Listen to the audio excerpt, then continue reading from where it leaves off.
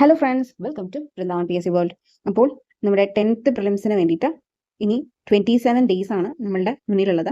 ഈ 27 ഡേയ്സിൽ സ്വാഭാവികമായിട്ട് എങ്ങനെയൊക്കെ കാര്യങ്ങൾ പഠിക്കുന്ന കൺഫ്യൂഷൻസ് ഉള്ള അല്ലെങ്കിൽ ടെൻഷൻ ഉള്ള കുറച്ചധികം പേരുണ്ടാകും. സോ അവർക്ക് ഹെൽപ്ഫുൾ ആകട്ടെ എന്ന് വെച്ചിട്ടാണ് ഞാൻ ഈ ഒരു വീഡിയോ ചെയ്യുന്നത്. ഈ ഒരു 27 ഡേയ്സിൽ നിങ്ങൾക്ക് ഓരോ ദിവസവും എങ്ങനെയൊക്കെ ഏതൊക്കെ സബ്ജക്ട്സ് അറേഞ്ച് ചെയ്ത് പഠിക്കാം എന്നുള്ളതാണ് ഞാൻ ഇതിലൂടെ പറയാൻ ഉദ്ദേശിക്കുന്നത്. And before that one more thing, നമ്മളുടെ ഈ ഒരു ടെലിഗ്രാമിന്റെ ബാൻ ഒക്കെ കഴിയുമ്പോൾ തീർച്ചയായിട്ടും എന്താണ് SCRT ക്ലാസ്സസ് ഒക്കെ ഉണ്ടാകും. അത് ഓൾറെഡി ഉള്ളത് തന്നെയാണ്. ഇപ്പോൾ ഓൾറെഡി ഉള്ളവർക്ക് SCRT ക്ലാസ് കാണാൻ പറ്റും, എൻ്റെ കോഴ്സിൽ ജോയിൻ ചെയ്തവർക്കൊക്കെ. ഇനി ഞാൻ പറഞ്ഞല്ലോ, നമുക്ക് പ്രിലിംസ് കൺസേൺഡ് ആയിട്ട് വരുന്ന കുറച്ചധികം SCRT പാഠഭാഗങ്ങളുണ്ട്. അത് തീർച്ചയായിട്ടും നിങ്ങൾ നോക്കിയിരിക്കണം. അതിന് എക്സാക്ട് ചോദിക്കുന്നുണ്ട്, നിങ്ങൾക്ക് ആ സ്റ്റേറ്റ്മെന്റ് അതുപോലെ തന്നെ കാണാം. ഓക്കെ, ആ ഒരു സ്റ്റേറ്റ്മെന്റ് അപ്പോൾ നമുക്ക് കൺഫ്യൂഷൻ ഉണ്ടാക്കാൻ സാധ്യതയുണ്ട്. അങ്ങനെ ഒരു സ്റ്റേറ്റ്മെന്റ് ഉണ്ടാകുമോ എന്നുള്ള രീതിയിൽ. അപ്പോൾ ആ ഒരു മലയാളം സ്റ്റേറ്റ്മെന്റ് നമ്മൾ കൃത്യമായിട്ട് ഇപ്പോൾ ഒരു ഫിസിക്സിലെ ഒരു ടേം ആണെങ്കിൽ അല്ലെങ്കിൽ ബയോളജിയിലെ ഒരു അവയവത്തെ കുറിച്ച് പറയുന്നതാണെങ്കിൽ അത് എക്സാക്ട് നമ്മളത് കണ്ട് വായിച്ചറിഞ്ഞ് അതിനെക്കുറിച്ച് പഠിച്ച ഒരാൾക്ക് അതിൽ നിന്ന് എന്ത് വന്നാലും ആൻസർ ചെയ്യാൻ പറ്റുകയുള്ളൂ. ഓക്കെ, സോ നിങ്ങൾ അത് മനസ്സിലാക്കണം. അത് വെറുതെ കേവലം ഒരു വായനയിലൂടെ നിങ്ങൾക്ക് എല്ലാ കാര്യങ്ങളും കിട്ടണം എന്നില്ല.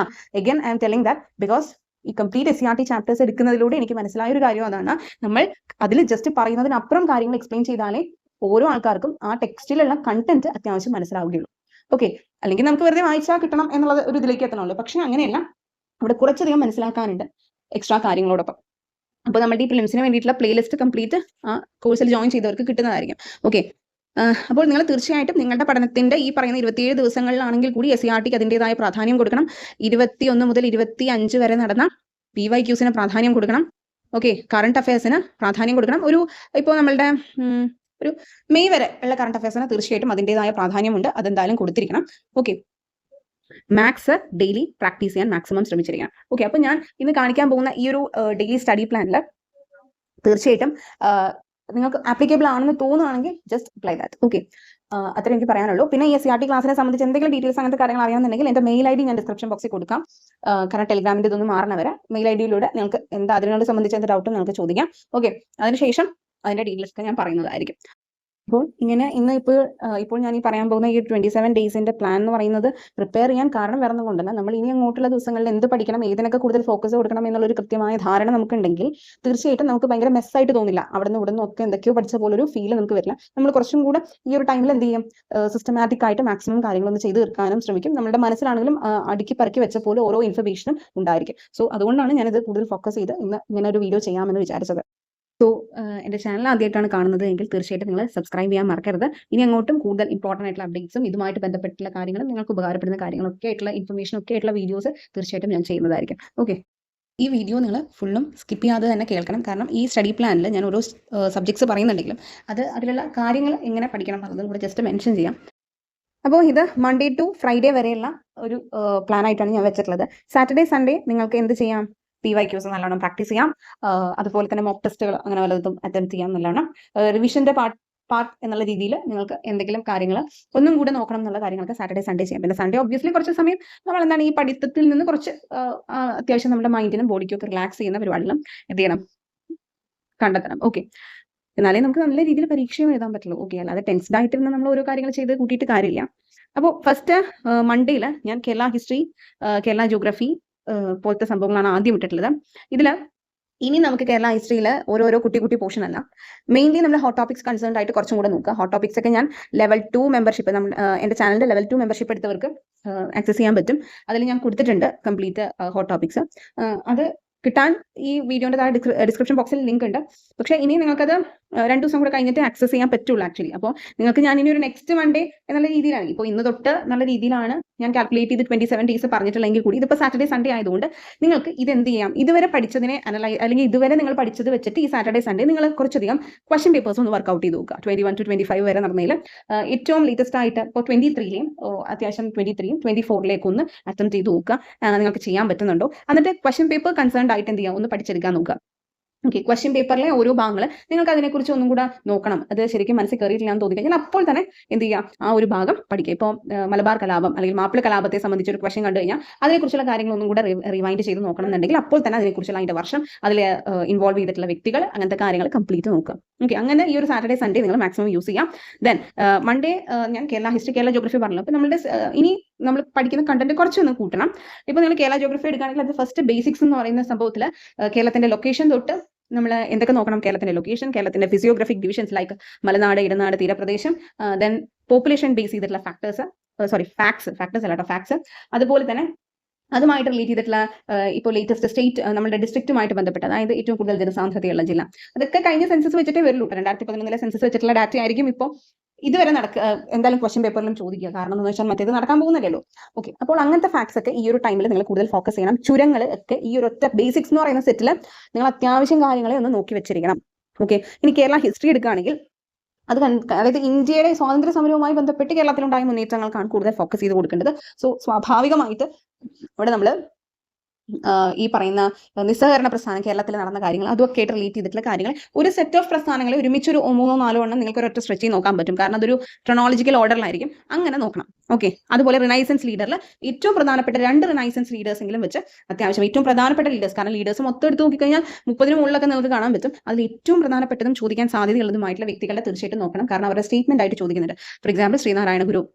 ഓക്കെ, ശ്രീനാരായണ ഗുരുവിന്റെ ഒക്കെ നല്ലവണ്ണം ചോദിക്കുന്നുണ്ട്. ബ്രഹ്മാനന്ദ ശിവയോഗി, വാഗ്ബടാനന്ദ ഒക്കെ വളരെ ഇമ്പോർട്ടന്റ് ആണ്. സോ അങ്ങനെ 2 ലീഡേഴ്സിന്റെ വെച്ചിട്ട് അത്യാവശ്യം നോക്കാം. പിന്നെ ബയോളജി എന്ന് പറയുന്ന ഒരു സംഭവം നിങ്ങൾ പഠിക്കുമ്പോൾ നിങ്ങൾക്ക് ഒരേ സമയം സിലബസ് ബേസ്ഡ് ആയിട്ടുള്ള സംഭവങ്ങൾ പഠിക്കാം. ലൈക്ക് നമുക്ക് മനുഷ്യ ശരീരത്തിലെ പൊതു അറിവ് എന്ന് പറയുന്നത് വലിയൊരു ഏരിയ ആണ്. അതിൽ നിങ്ങൾക്ക് കോശവും കലയുമാണ് നിങ്ങൾ പഠിക്കാൻ ഉദ്ദേശിക്കുന്നത്, അത് മാത്രം പഠിക്കാം. കോശം, കലകൾ അത് കംപ്ലീറ്റ് പഠിക്കാം. അലോങ് വിത്ത് ദാറ്റ് നിങ്ങൾക്ക് എന്ത് കൂടെ പഠിക്കാം, വിറ്റാമിൻസ് ആൻഡ് മിനറൽസ് എന്ന് പറയുന്ന പോർഷനും കൂടെ ബയോളജിയിൽ ഇൻവോൾവ് ചെയ്യാം. ഓക്കെ, ഞാൻ ഈ പറയുന്ന കാര്യങ്ങൾ നിങ്ങൾക്ക് മനസ്സിലാവുന്നുണ്ടെന്ന് വിചാരിക്കുന്നു. കാരണം നമുക്ക് അത്രയും ദിവസങ്ങളുള്ളൂ. സോ നമുക്ക് മാക്സിമം കാര്യങ്ങൾ സിലബസിനനുസരിച്ച് ഒന്ന് വേഗം പഠിച്ചെടുക്കാൻ പറ്റണ്ടേ, അതിന് വേണ്ടിയിട്ടാണ് ഞാനിത് പറയുന്നത്. അപ്പോൾ നിങ്ങൾ എന്താണ് ഈ മാക്സിമം ഇങ്ങനെ ചെയ്യാൻ നോക്കാം. അപ്പോൾ നമുക്ക് മനുഷ്യ ശരീരത്തിലെ പൊതു അറിവിലെ 2 കാര്യങ്ങളുമായി ഒപ്പം vitamins and minerals.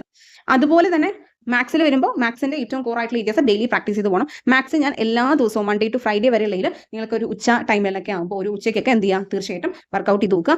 Current affairs അത്യാവശ്യം 1 രാടം എന്നുള്ള രീതിയിൽ നോക്കിയാലും മതി. അത് ഓരോ ഏരിയാസ് കൺസേൺ, ആർട്സ് റിലേറ്റഡ് ആയിട്ടാണെങ്കിലും സയൻസ് റിലേറ്റഡ് ആയിട്ടുള്ള കറണ്ട് അഫയേഴ്സ് ആണെങ്കിലും നിങ്ങളൊരു 1 രാടം ദിവസങ്ങളിൽ ഒന്ന് നോക്കി പോവുക. ഓക്കെ, കറണ്ട് അഫയേഴ്സ് എന്ന് പറയുന്നത് ഇപ്പോൾ സയൻസ് ഒക്കെ ബേസ് ചെയ്തിട്ടാണെങ്കിൽ ലേറ്റസ്റ്റ് ആയിട്ടുള്ള സ്പേസിന്റെ മിഷൻസ്, ആർട്സ് ബേസ് ചെയ്തിട്ടാണെങ്കിൽ ഈ പറയുന്ന ലിറ്ററേച്ചറിന്റെ ഒക്കെ ഭാഗത്തും ആർട്സിന്റെ ഭാഗത്തുള്ള അവാർഡുകൾ, ഇങ്ങനത്തെ കാര്യങ്ങളൊക്കെ ഒന്ന് കൂടുതൽ ഫോക്കസ് ചെയ്യാം. ഇനി സെക്കൻഡ് ഡേയിലേക്ക് വരുമ്പോൾ ഇന്ത്യൻ ഹിസ്റ്ററി, ഇന്ത്യൻ ജോഗ്രഫി ഇതുമായിട്ട് റിലേറ്റ് ചെയ്തിട്ടുള്ള ഞാൻ പറഞ്ഞ പോലെ തന്നെ നിങ്ങൾ സിലബസിലെ കുറച്ച് പോർഷൻസ് കൂടുതൽ എടുത്ത് നോക്കേണ്ടി വരും ഒരു ദിവസം. ഇത് കൺസേൺ ആയിട്ട് നിങ്ങൾക്ക് SCERT പാഠഭാഗങ്ങൾ നോക്കി പോകാം. നിങ്ങൾ at A time syllabus base ചെയ്തിട്ടുള്ള ഒരു പോർഷൻ ഒരു റാങ്ക് ഫയൽ വെച്ചിട്ടോ അല്ലെങ്കിൽ നിങ്ങളുടെ കയ്യിലുള്ള മെറ്റീരിയൽസ് വെച്ചോ പഠിക്കുകയാണെങ്കിൽ ഒപ്പം നിങ്ങൾക്ക് അലോങ് വിത്ത് ദാറ്റ് SCERT പാഠഭാഗങ്ങൾ 5 തൊട്ട് 10 വരെയുള്ളതിൽ ഇന്ത്യൻ ജോഗ്രഫി കൺസേൺ ആയിട്ടുള്ള ചാപ്റ്റേഴ്സ് അല്ലെങ്കിൽ ഇന്ത്യൻ ഹിസ്റ്ററി കൺസേൺ ആയിട്ടുള്ള ചാപ്റ്റേഴ്സ് ഒരു 1-2 നോക്കി പോകാം. ഓക്കെ, ദെൻ കോൺസ്റ്റിറ്റ്യൂഷനിൽ നമ്മൾ തീർച്ചയായിട്ടും ആദ്യം നോക്കേണ്ടത്, വേഗം തീർക്കാൻ ശ്രമിക്കേണ്ടതും ഫണ്ടമെന്റൽ റൈറ്റ്സ്, ഡ്യൂട്ടീസ്. അപ്പോൾ അവിടെ ഒറ്റ ടേക്ക് എടുത്താൽ മതി, ഫണ്ടമെന്റൽ റൈറ്റ്സ് നോക്കുക. ഓക്കെ, കംപ്ലീറ്റ് പഠിച്ച് മനസ്സിലാക്കുക. കാരണം അതൊക്കെ കോൺസ്റ്റിറ്റ്യൂഷന്റെ മിക്ക പോർഷൻസ് നമുക്ക് 27 ദിവസത്തിനുള്ളിൽ കംപ്ലീറ്റ് ചെയ്യാൻ പറ്റുന്നതാണ്. അതുപോലെ ഫിസിക്സ്, കെമിസ്ട്രി ഇതും നിങ്ങൾക്ക് സിലബസ് വൈസ് ഓരോ പോർഷൻ ആയിട്ടുള്ള SCERT പാഠഭാഗങ്ങൾ എടുത്ത് പഠിക്കാം. അതിനുള്ളതുണ്ട്. അത് കൺസേൺഡ് ആയിട്ട് ആ പാഠഭാഗങ്ങൾ പഠിച്ചതിന് ശേഷം എക്സ്ട്രാ ഫാക്ട്സ് എന്നുള്ള രീതിയിൽ നിങ്ങളുടെ കയ്യിലുള്ള മെറ്റീരിയൽസ് വെച്ചിട്ട് നിങ്ങൾക്ക് പഠിക്കാം. ഓക്കെ, പിന്നെ മാത്സ് ഞാൻ നേരത്തെ പറഞ്ഞു. ഇനി ഇതേ കേരള ഹിസ്റ്ററി പോലത്തെ സംഭവങ്ങൾ നിങ്ങൾക്ക് ഇവിടെയും റിപ്പീറ്റ് ചെയ്തതായിട്ട് കാണാം. കേരള ഹിസ്റ്ററി ഞാൻ ഒക്കെ ഓൾട്ടർനേറ്റ് ഡേയ്സിലാണ് ഇട്ട് കൊടുത്തിട്ടുള്ളത്. Okay, Kerala history, Kerala geography related ആയിട്ടുള്ള കാര്യങ്ങൾ ഞാൻ മൺഡേ, വെനസ്ഡേ, ഫ്രൈഡേ എന്നുള്ള രീതിയിലാണ് കൊടുത്തിട്ടുള്ളത്. അതുപോലെ തന്നെ റിനൈസൻസ് ലീഡേഴ്സും ഞാൻ എന്ത് ചെയ്തിട്ടുണ്ട്, 1 രാടം കൊടുത്തിട്ടുണ്ട്. പക്ഷേ നിങ്ങളുടെ ഇതിന് കപ്പാസിറ്റി അനുസരിച്ച് നിങ്ങൾക്ക് എണ്ണം കൂട്ടാം, പഠിക്കുന്ന കണ്ടന്റ് കൂട്ടാം. ഓക്കെ, റിനൈസൻസ് ലീഡേഴ്സ് ഒക്കെ നിങ്ങൾക്കൊരു 2-3 പേരെ വെച്ചിട്ട് ഒരു ദിവസം പഠിക്കാൻ പറ്റുമെങ്കിൽ അങ്ങനെ നോക്കുന്നത് നല്ലതാണ്. ഞാൻ പറഞ്ഞല്ലോ, അവിടെയും ഏറ്റവും പ്രധാനപ്പെട്ട വ്യക്തികളെ മാത്രം ഇപ്പോൾ ഈ സമയം കോൺസെൻട്രേറ്റ് ചെയ്യുക. പിന്നെ ഇവിടെ ബയോളജിക്ക് പകരം ഞാൻ പബ്ലിക് ഹെൽത്ത് കൊടുത്തതിന്റെ കാരണം വേറെ ഒന്നല്ല, നമ്മുടെ ആരോഗ്യക്ഷേമ പദ്ധതികൾ, അത് അത്യാവശ്യം റിലേറ്റ് ചെയ്തിട്ടുള്ള കാര്യങ്ങൾ, പദ്ധതികൾ കുറച്ചധികം ഉണ്ട്. അപ്പോൾ അതൊക്കെ ഒന്ന് വ്യക്തമായി നിങ്ങൾക്ക് പക്ഷേ അത് കാറ്റഗറൈസ് ചെയ്ത് പഠിക്കാം. ഈ പബ്ലിക് ഹെൽത്തുമായിട്ട് ഈ ആരോഗ്യക്ഷേമ പദ്ധതികൾ, ഫോർ എക്സാമ്പിൾ വയോജനങ്ങളുമായിട്ട് ബന്ധപ്പെട്ട് കുറേയധികം പദ്ധതികളുണ്ട്. വയോമധുരം, വയോമിത്രം, അങ്ങനത്തെ കുറച്ചധികം ഉണ്ട്. ഓക്കെ, അപ്പോൾ അത് നിങ്ങൾക്ക് ഇപ്പോൾ വയോജനങ്ങളുമായിട്ട് ബന്ധപ്പെട്ട പദ്ധതികൾ ഏതൊക്കെയാണ് അതൊന്ന് ജസ്റ്റ് ലിസ്റ്റ് ചെയ്യാം. കുട്ടികളുമായിട്ട് ബന്ധപ്പെട്ട പദ്ധതികൾ, ഇനി കേൾവി തകരാറുള്ള കുട്ടികളുടെ ചികിത്സയ്ക്കുമായിട്ട് ബന്ധപ്പെട്ട് കുറച്ചധികം പദ്ധതികളുണ്ട്. അറിയാലോ നിങ്ങൾക്ക്, ശ്രുതി തരംഗം, അതുപോലെ തന്നെ വേറെയുമുണ്ട്. ഓക്കെ, അതൊക്കെ ഒന്ന് നോക്കാം. അങ്ങനെ നിങ്ങൾക്ക് കാറ്റഗറൈസ് ചെയ്ത് ഓരോ ഇതിന്റെ അടിസ്ഥാനത്തിൽ നിങ്ങൾക്ക് പഠിക്കാൻ പറ്റും. ഇപ്പോൾ ഒരേ ടെർമിനോളജിയിൽ വരുന്നതുണ്ട്. ഇപ്പോൾ ആരോഗ്യ കേരളം, അതുപോലെ ആരോഗ്യ കേരളം അല്ല, ഇപ്പോൾ നമ്മൾ സ്ഥിരം പറയുന്ന അഭയകിരണം, അങ്ങനത്തെ ആരോഗ്യകിരണം, അങ്ങനത്തെ പദ്ധതികളൊക്കെ ഉണ്ടല്ലോ. അതൊക്കെ നിങ്ങൾക്ക് ഒരു ഒറ്റ സ്ട്രെച്ച്, ഒരു സെറ്റ് ആയിട്ട് പഠിക്കാമെന്ന്. അപ്പൊ നിങ്ങൾക്ക് ആ ഒരു വ്യത്യാസവും പഠിക്കാൻ പറ്റും. ഈ പദ്ധതിയിൽ ഇന്നതാണല്ലോ, മറ്റേ പദ്ധതിയിൽ വ്യത്യാസം ഉണ്ടല്ലോ, അങ്ങനെ പഠിക്കാൻ ശ്രമിക്കാം. ഓക്കെ, പിന്നെ ബാക്കി മാത്സ്, കറണ്ട് അഫയേഴ്സ്. ഓക്കെ, പിന്നെ ഞാൻ ബയോളജി ഇട്ടിട്ടുള്ളത് ഫ്രൈഡേ ആണ്.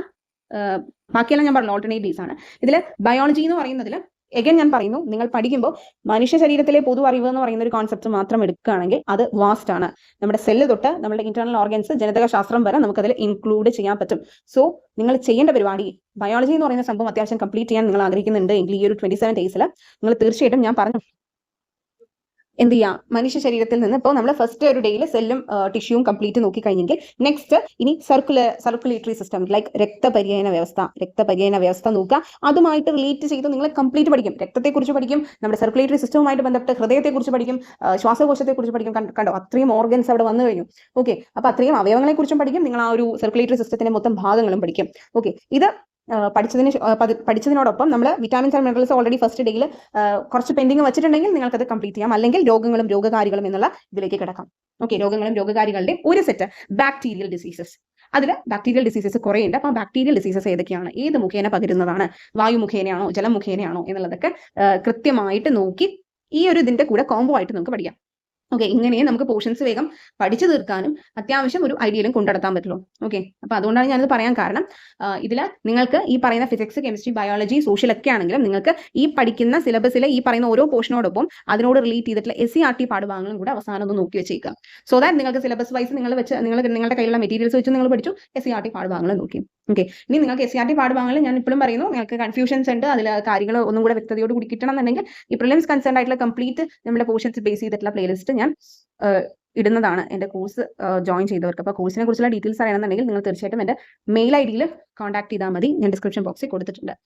ഓക്കെ, അപ്പോൾ ഈ പറയുന്ന ഓരോ പോർഷൻ റിലേറ്റഡ് ആയിട്ടുള്ള ചാപ്റ്റേഴ്സ് ഉണ്ട്, സ്പെസിഫിക് ആയിട്ടുള്ളതുണ്ട്. ഇതിൽ നിന്നൊക്കെ ചോദിച്ചും കണ്ടിട്ടുണ്ട്. അതുകൊണ്ടാണ് പറയുന്നത്. കാരണം നമ്മളെ സംബന്ധിച്ചിടത്തോളം 10th പ്രിലിംസിന് ഓരോ മാർക്കും വിലപ്പെട്ടതാണ്. ഒരു മാർക്കല്ലേ ആ ഏരിയയിൽ വരുന്നുള്ളൂ എന്നുള്ളൊരു കാര്യമൊന്നും നമുക്ക് ചിന്തിച്ച് മാറ്റി വെക്കാൻ പറ്റില്ല. കാരണം ഓരോ മാർക്കും വിലപ്പെട്ടതാണ്. ആ ഒരു മാർക്കിൽ നമുക്ക് ചിലപ്പോൾ പാസ്സാകാൻ പറ്റാതെയും പോകും.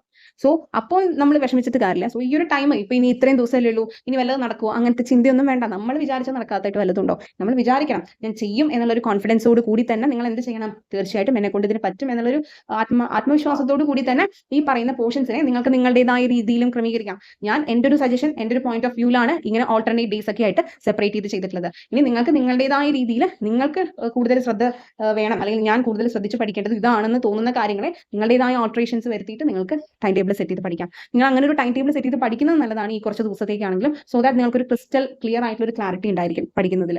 ഓക്കെ, സോ ഐ ഹോപ്പ് ഇതിൽ നിന്ന് നിങ്ങൾക്ക് ഒരു ഐഡിയ ഏകദേശം കിട്ടി എങ്ങനെ ഈ ഒരു 27 ഡേയ്സിൽ പഠിക്കണം എന്നുള്ളത്.